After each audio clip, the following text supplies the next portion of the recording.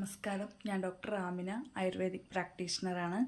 ഞാൻ ഇന്ന് ഈ വീഡിയോയിൽ ആയുർവേദത്തിലെ തന്നെ ശോധനത്തിനെ പറ്റി ഒന്ന് വിവരിക്കാൻ ആഗ്രഹിക്കുന്നു.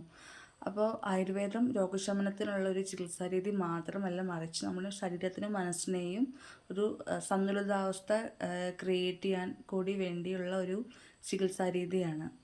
അപ്പോൾ ശോധന പ്രൊസീജിയർ നമ്മൾ പൊതുവേ ചെയ്യുമ്പോൾ ഒരു 3 സ്റ്റേജസ് ആയിട്ടാണ് ചെയ്യുക. അതായത് പൂർവ്വകർമ്മം ഉണ്ടാവും, പ്രധാന കർമ്മം ഉണ്ടാവും, അതുപോലെ പശ്ചാത് കർമ്മം ഉണ്ടാവും. പൂർവ്വകർമ്മം എന്നാൽ നമ്മൾ ഈ ഒരു മെയിൻ പ്രൊസീജിയറിന് മുന്നേ നമ്മൾ ശരീരത്തിനെ പ്രിപ്പയർ ചെയ്യാൻ വേണ്ടി കൊടുക്കുന്ന ട്രീറ്റ്മെൻറ്റ്സ് ആണ്. അതിലാണ് നമ്മളുടെ അഭ്യംഗം, അതുപോലെ സ്റ്റീമിംഗ് ഒക്കെ വരാം, വിയർപ്പിക്കൽ വരാം. അഭ്യംഗം ബാഹ്യമായിട്ട് ആഭ്യന്തരമായിട്ടുള്ള അഭ്യംഗങ്ങളുണ്ട്. അത് ശരീരത്തിലുള്ള ടോക്സിൻസിനെ നമ്മൾ കോഷ്ടത്തിലേക്ക് നയിക്കുന്നു. അങ്ങനെ പിന്നെ നമ്മൾ അത് കഴിഞ്ഞിട്ടുള്ള പ്രൊസീജിയേഴ്സിലൂടെ അതിനെ എലിമിനേറ്റ് ചെയ്യാൻ കഴിയുന്നതാണ്. അപ്പോൾ അടുത്തതായിട്ട് ശോധനമാണ്. പഞ്ചശോധനങ്ങളാണ് ആയുർവേദത്തിൽ പറയുന്നത്. വമനം, ഛർദ്ദിപ്പിക്കൽ, അതുപോലെ വിരേചനം, വയറിളക്കുന്ന പ്രൊസീജിയറാണ്. നസ്യം, നമ്മൾ മൂക്കിലൂടെ മരുന്നൊഴിച്ച് നമ്മുടെ ദോഷാസിനെ എലിമിനേറ്റ് ചെയ്യുന്നൊരു പ്രൊസീജിയറാണ്. അതുപോലെ വസ്തി കൊണ്ട് മെഡിക്കേറ്റഡ് ആയിട്ടുള്ള എനിമിയാണ്. കഷായം വെച്ചിട്ടും അതുപോലെ സ്നേഹം, എണ്ണ വെച്ചിട്ടുമുള്ള വസ്തികളുണ്ട്. അതായത് സ്നേഹം, അതുപോലെ സ്നേഹവസ്തി, അതുപോലെ കഷായ വസ്തികൾ അവൈലബിൾ ആണ്.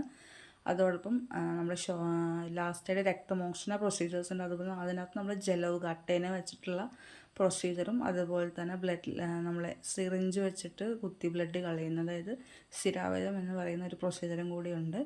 അങ്ങനെ പഞ്ചശോധനകളാണ് ആയുർവേദത്തിലുള്ളത്. അതിനുശേഷം നമുക്ക് ഈ ഒരു ട്രീറ്റ്മെൻറ്റ് ഓരോരോ പേഷ്യൻ്റ് നമുക്ക് ഇൻഡിവിജ്വലായിട്ട് പേഴ്സണലൈസ് ചെയ്യാൻ പറ്റും. എങ്ങനെയാണെന്ന് വെച്ചാൽ ഓരോരുത്തരുടെ പ്രകൃതി, ദോഷാവസ്ഥ, അതുപോലെ മറ്റ് ഫീച്ചേഴ്സ് കണക്കിലെടുത്താണ് ഇതിനകത്ത് ഏത് ചികിത്സാ രീതി, അതിൽ ഏത് ശോധനം തിരഞ്ഞെടുക്കുന്നു എന്ന് നമ്മൾ അനലൈസ് ചെയ്യുന്നത്.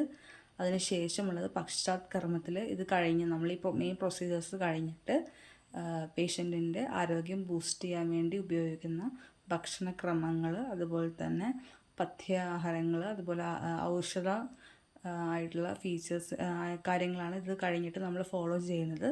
അങ്ങനെ ഒരു ട്രീറ്റ്മെൻറ്റ് അത് കഴിഞ്ഞിട്ടുള്ള ആഹാരവിഹാരങ്ങൾ ഫോളോ ചെയ്യുന്നതിലൂടെ ആയുർവേദത്തിനെ ഒരു ജീവിത ശൈലി കൂടി മാറ്റി മെച്ചപ്പെടുത്തി നമുക്കൊരു ശരീരത്തിനും അതുപോലെ മനസ്സിനും ഒരു ബെറ്റർ ഹെൽത്ത് ക്രിയേറ്റ് ചെയ്യാൻ കഴിയുന്നതാണ്. അങ്ങനെ ആയുർവേദത്തെ വെറും ഒരു ചികിത്സാ രീതിയിലപ്പുറം ഒരു ജീവിത ശൈലി ആയിട്ട് കൂടി നമുക്ക് കണക്കിലെടുക്കാവുന്നതാണ്. ഈ വീഡിയോ ഉപകാരപ്രദമാണെന്ന് കാണുകയാണെങ്കിൽ ഈ വീഡിയോ ഒന്ന് ലൈക്ക് ചെയ്യുക, ഷെയർ ചെയ്യുക. അതുപോലെ എന്തെങ്കിലും സംശയങ്ങളോ വിവരങ്ങളോ അറിയാനുണ്ടെങ്കിൽ കമൻറ്റിൽ രേഖപ്പെടുത്തേണ്ടതാണ്.